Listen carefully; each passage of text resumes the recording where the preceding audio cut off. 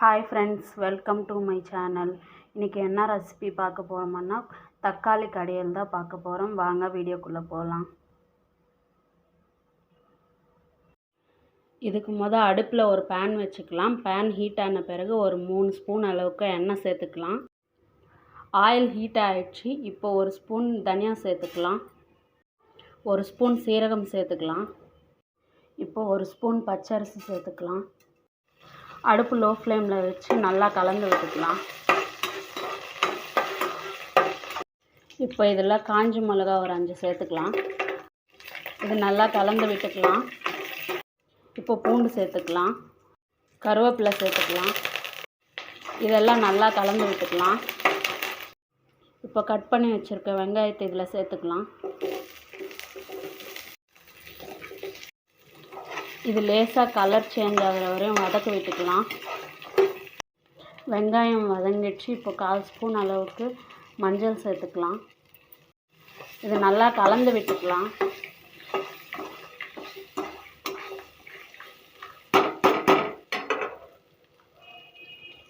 இப்போ இதில் கட் பண்ணி வச்சுருக்க தக்காளி சேர்த்துக்கலாம்.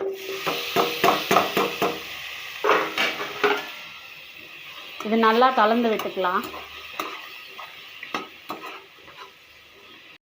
இப்போ இதில் தேவையான அளவுக்கு கல்லுப்பு சேர்த்துக்கலாம். இது நல்லா கலந்து விட்டுக்கலாம்.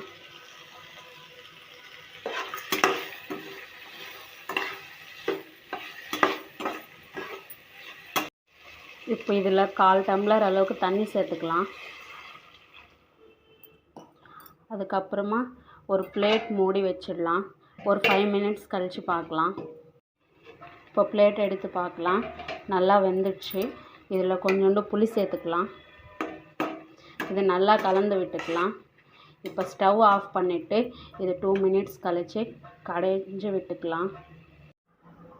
இப்போ இதை ஒரு சட்டிக்கு மாற்றிக்கிட்டு மத்து வச்சு நல்லா கடைஞ்சிக்கலாம்.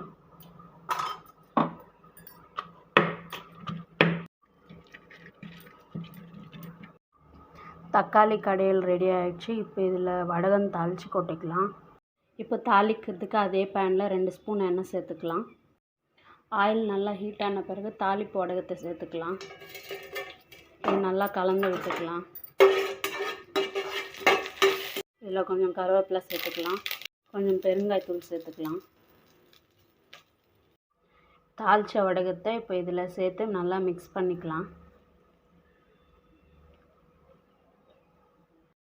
அவ்வளோதாங்க, ரொம்பவே டேஸ்டி அண்ட் சிம்பிளான தக்காளி கடையல் ரெடி ஆகிடுச்சு.